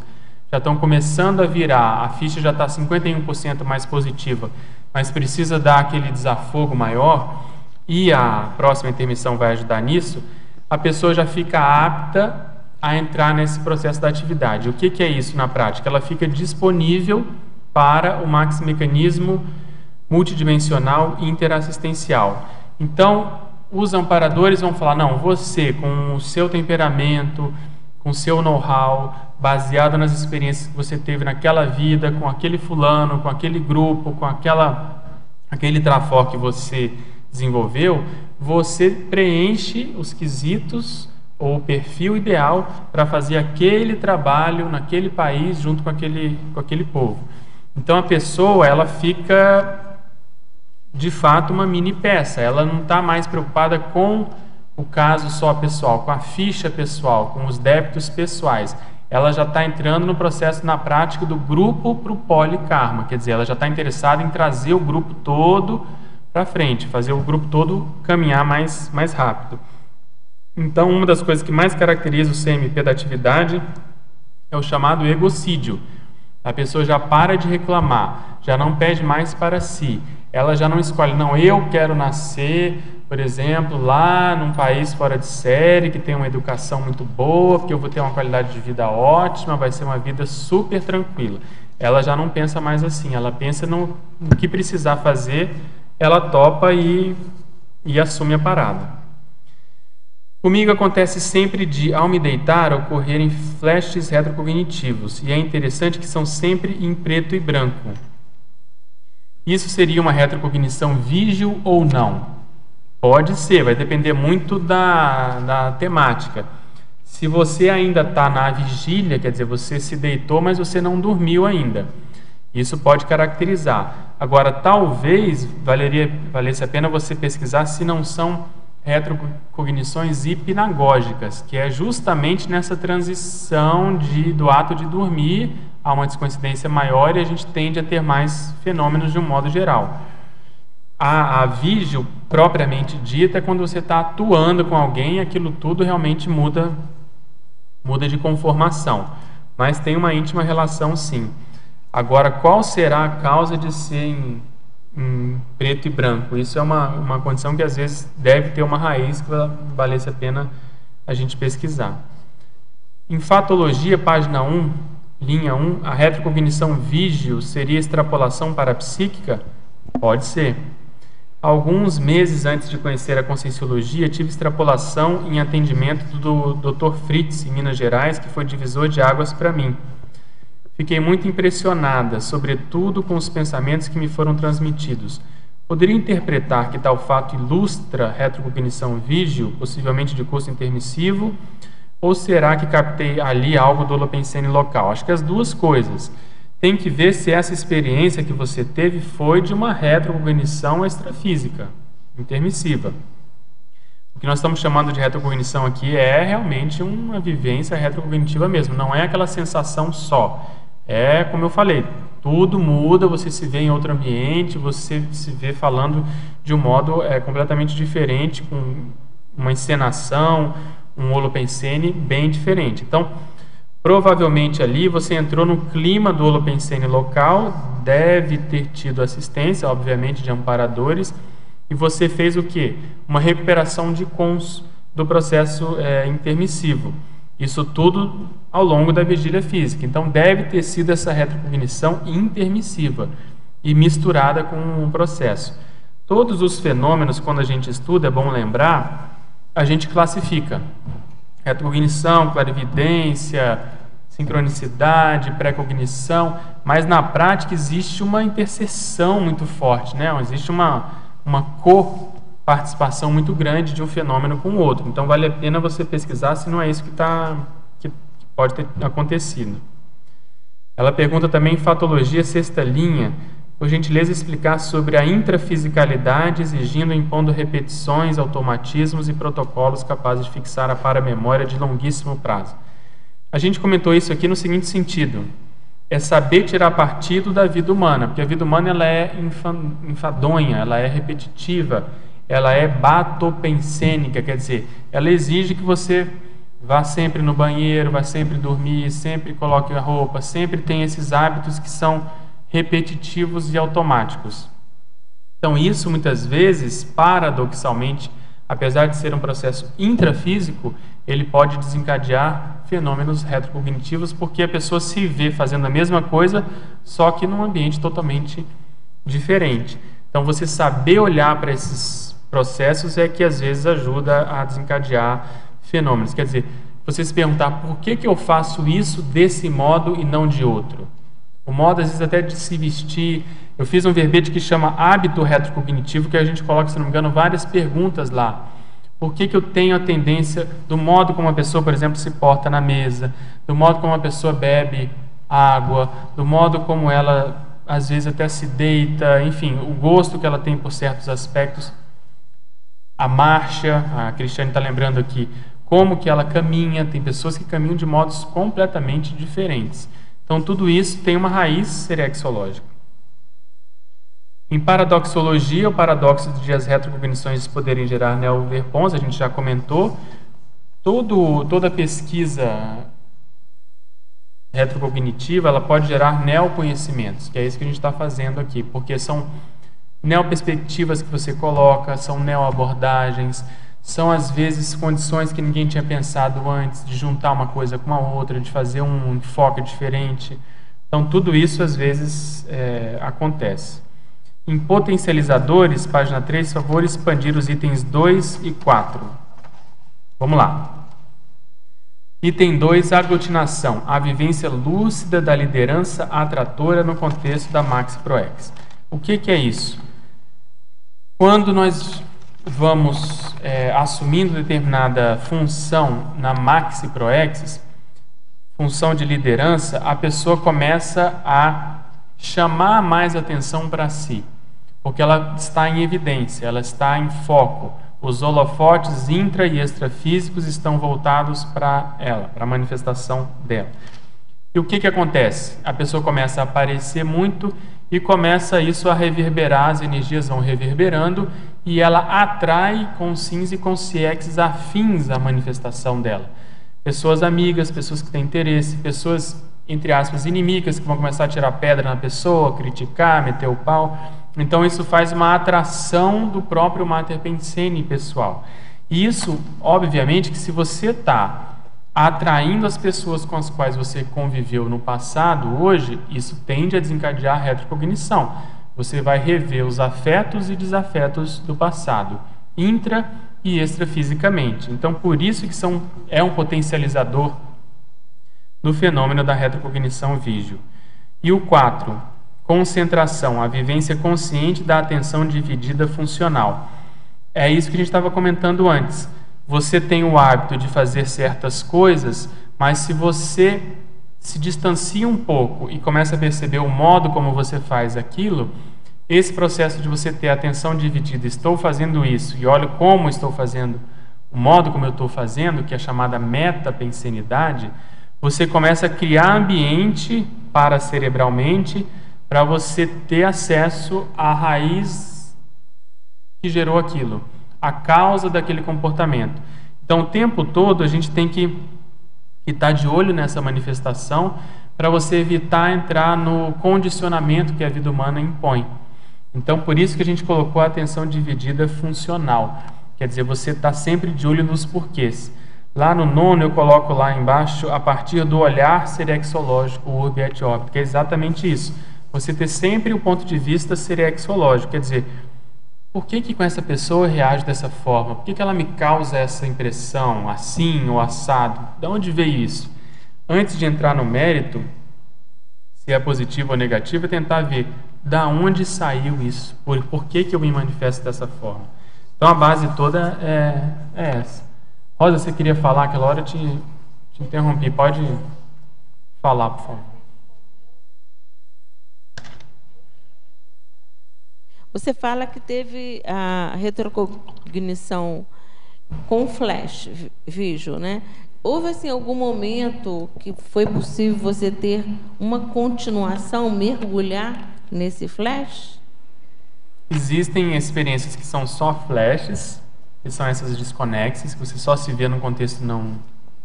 Aquilo não faz muito sentido, como foi comentado pela Laura. Existem outras que são mais continuadas, então já começam a ter enredos. Então essa que eu comentei do ECP2, eu me vi numa situação que eu sei a época, eu sei o holopensene, o público, eu sei o que eu ia falar, eu me vi andando, eu puxava dessa perna direita, eu tinha uma ferida aqui nessa parte do rosto, eu era muito idoso, eu tinha os olhos claros, o cabelo branco, eu tinha tido uma espécie de AVC já, mas estava muito lúcido, eu sabia o que eu ia falar, o que ia gerar de repercussão naquelas pessoas. E eu vi ali, eu sabia que algumas pessoas que estavam comigo na equipe daquele ECP2 estavam lá também, uma pessoa especificamente. Então, existem aquelas experiências em que você adentra mais o holopensene. E outra coisa óbvia, que extrafisicamente a gente estava atendendo pessoas daquele contexto extrafísico. Então, eles vão trazendo para a nossa manifestação assistencial, na TENEPS, na dinâmica, nos cursos de campo, e uma coisa começa a alimentar a outra. E aí, o que é o diferencial? É o parapsiquismo. Então, eu tenho muita crítica comigo mesmo que, nesses contextos, o meu parapsiquismo ele avança bastante, mas quando eu saio, ele retrocede. Então, o meu objetivo sempre é diminuir esse gap entre as extrapolações que acontecem nesses ambientes otimizados e a minha manifestação parapsíquica ordinária. Isso já melhorou muito, mas ainda existe esse gap. E eu percebo que, quando eu volto desses ambientes, desses cursos, normalmente é 1 semana, 10 dias, a coisa continua, mas ela tende a ir voltando para aquela manifestação ordinária, em função do quê? Da loucura do dia a dia, de estar em vários locais, de ter a medicina, de ter plantão, de estar aqui, de estar ali. Então, isso não ajuda a divisão de atenção, a manifestação parapsíquica. Então, já melhorou muito, mas ainda não é o ideal. Então, a minha esperança é que eu vá trabalhando muito nesse sentido para tentar ter isso no dia a dia e, ao mesmo tempo, ir conseguindo ter um dia mais tranquilo, menos atribulado. Acho que isso tudo vai favorecer. Mas os flashes podem ser de diversos níveis já em si. Em sequência, né? Uhum. E outra coisa que eu queria te perguntar, na pesquisa, por exemplo, pode acontecer que você está fazendo uma pesquisa, que a pesquisa você começa quase como colcha de retalhos, né? Você vai lá acompanhando as datas, os séculos e tudo. E depois você começa a achar interseções, às vezes até de um personagem que é comum aparecer em todas essas... Isso, às vezes acontecer, né? O mesmo personagem ou manifestações assemelhadas em personagens diferentes que você começa a desconfiar se não são o mesmo. Então, ontem a gente viu um documentário em que a pessoa ela dessomou de um modo muito peculiar. E a gente sabe de um caso também do passado, já histórico, que foi muito parecido o tipo de dessoma. Então a gente falou, será que uma coisa tem a ver com a outra? Porque era o mesmo ambiente de poder, de luta política, de não sei o que lá, interesse de família. E a gente começou a pensar, puxa, será que não tem a ver uma coisa com a outra? Então é isso que você está falando, você começa a questionar, né, colocar como hipótese que eventualmente tem relação, né? Que eu tinha feito uma pesquisa anterior e eu achei, não posso ter sido essa pessoa, entendeu? Aí eu continuei, outro mais recente. Aí encontrei um personagem que liga e que volta aquele passado.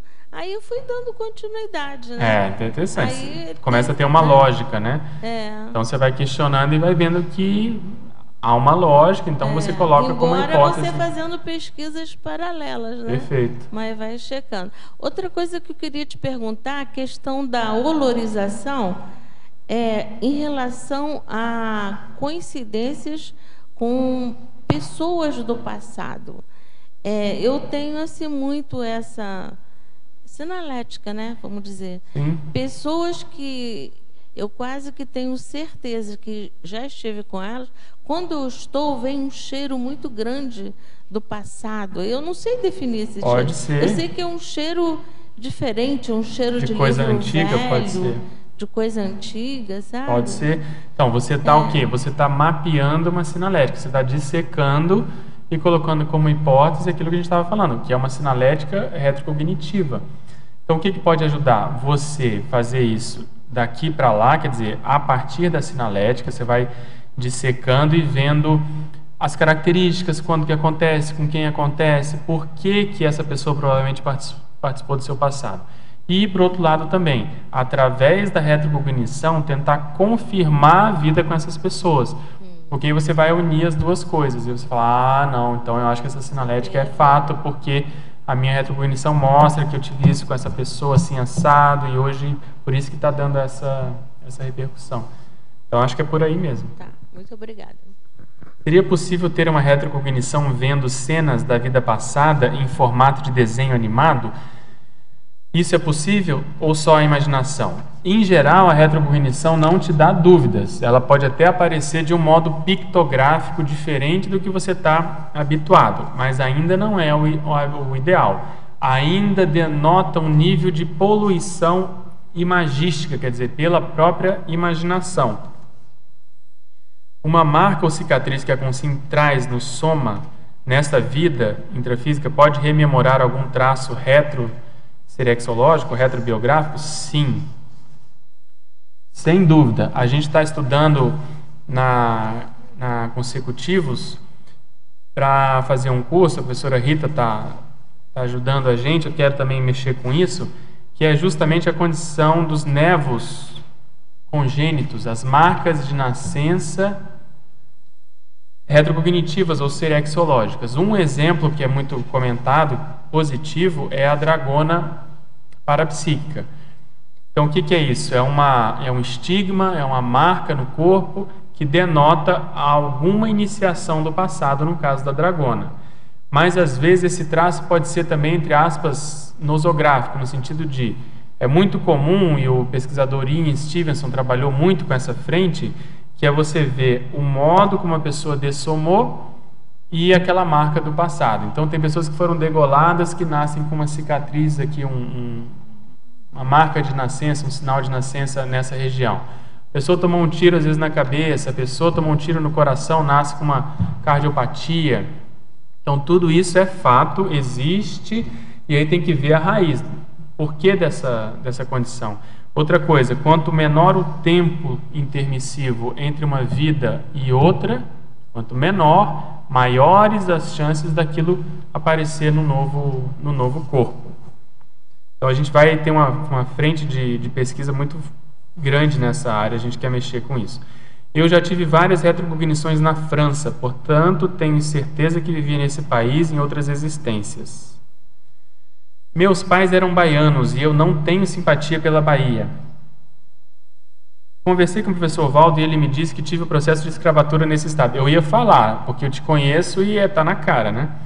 Eu perguntei mais, porém ele não quis me dizer mais nada. A arquitetura colonial me chama a atenção, principalmente em casa de fazenda com esse estilo arquitetônico. Morei em 2 cidades de Minas Gerais, uma delas cidade histórica, onde tenho fortes amizades. Tá tudo... Quando vou para lá, sinto energia e muita alegria, como se estivesse retornando para casa.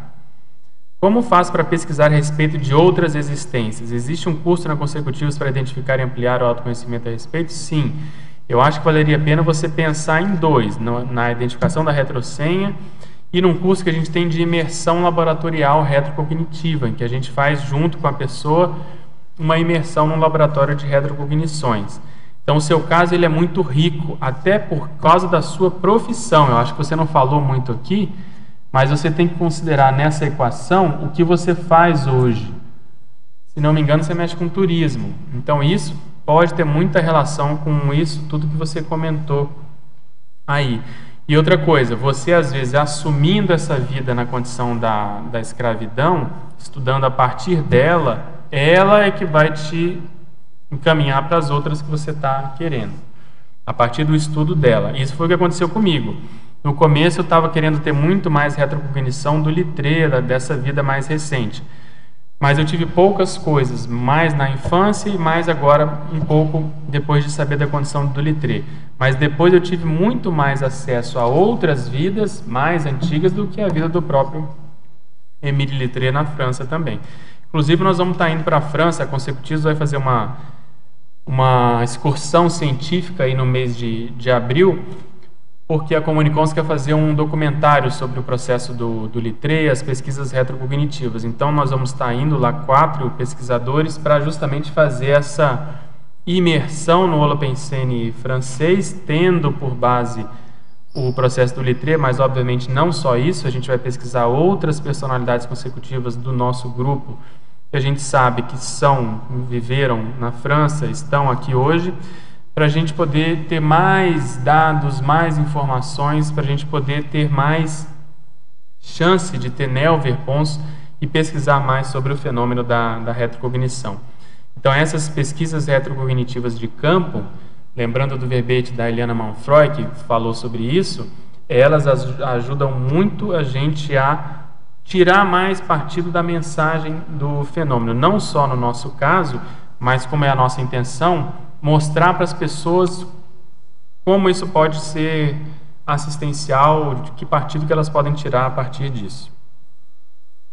Professor Pedro, você conseguiu descrever exatamente o tipo de retrocognição que costumo ter.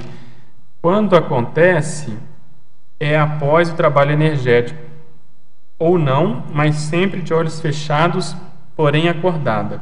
É sempre muito rápido e não dá tempo de imaginar nada. São flashes de outras vidas. O difícil é fazer a correlação de tantas informações que recebo. Você tem alguma dica para isso? Como fazer as conexões? É anotar e perguntar, questionar sobre essas condições. Eu sei que você pesquisa uma determinada época, uma determinada hipótese de personalidade. Você começar a escrever e ver se elas têm conexões entre si. O que eu acho que o melhor para fazer conexão é não tentar preencher essas lacunas agora, ir preenchendo e deixando e tentar ter mais paciência, porque tudo isso indica que o fenômeno está se insurgindo, ele está aparecendo, ele está querendo aparecer de um modo mais ostensivo. E aí, se a gente tem essa isenção, é um paradoxo, que quanto mais você sai e não dá bola, mais, paradoxalmente, ele aparece, ele surge. E aí, como isso que a gente estava comentando, com uma história mais aprofundada, com mais dados para você poder fazer essas conexões que você está querendo. E aqui, para a gente fechar, só para ilustrar o movimento que está causando este baile da noite de gala mnemônica. Em um exercício no curso Laboratório de Técnicas Energéticas, eu me vi em um grande salão de festas no meio de um baile em tempos antigos, com todos vestidos de roupa de gala, homens de casacas e mulheres de vestidos longos e rodados, onde eu, sendo uma lady, uma dama, dançava em um grande grupo, ouvia bem as músicas e as pessoas usavam máscaras. Na ocasião, eu já sabia do baile retrocognitivo. Você vê, você entrou na onda. Então, acho que é exatamente isso que os amparadores estão querendo. E, obviamente, a mensagem desse fenômeno você precisa estar nesse evento, tá certo? Então, se você não fez a inscrição, vale a pena fazer, porque isso não é à toa. Eu falei no início da tertúlia, nós estamos com 143 inscritos e restam 107 vagas. Não deixe de fazer, principalmente em função do preço. Faça uma proposta de vida, dê algum jeito de você participar, porque isso vai ser histórico, vai ser um marco, não só para a CCCI, não só para essa vida, mas para as outras vidas. Então isso vai ter uma repercussão muito grande em outros contextos que nós vamos participar ainda. Tudo bem? Então eu queria agradecer a presença de vocês, as perguntas, também dos teletertulianos, e chamar os nossos comerciais, por favor. Obrigado. Obrigada. Na tertúlia de hoje nós tivemos 14 perguntas presenciais, 28 perguntas online e 17 assinaturas no livro de presenças. Agora nós teremos um recado com o Cleverson Prestes. Ele vai falar de grupos volitativos do IPC Curitiba. Boa tarde a todos. O IPC, Instituto Internacional de Projeciologia e Conscienciologia, tem o prazer de convidá-los todos para esse mega curso que acontecerá no IPC de Curitiba. Grupos volitativos interassistenciais, nos dias 1, 2 e 3 de maio de 2015, em período integral. Os grupos volitativos excursões extrafísicas interassistenciais têm como objetivo estabelecer ambientes energéticos para psíquico, otimizado e seguro para o desenvolvimento da projetabilidade lúcida, grupal e interassistencial. Esse curso é organizado e embasado sobre a projetabilidade lúcida e grupos volitativos interassistenciais. Serão também aplicados 5 técnicas projetivas específicas, instalação de 2 campos projetivos interassistenciais, leituras de obras da Conscienciologia e realização de debates técnicos com a equipe docente. Mais informações pelo telefone de Curitiba, código 41 3233 5736, ou pelo telefone 3082-5736. E o e-mail é curitiba@iipc.org. Muito obrigado. Para amanhã nós teremos o verbete Crescendo Invex Desperticidade, da especialidade Evoluciologia, com o verbetógrafo Marcelo Pasculin. Estão todos convidados a participar e enviar as suas perguntas. Obrigada.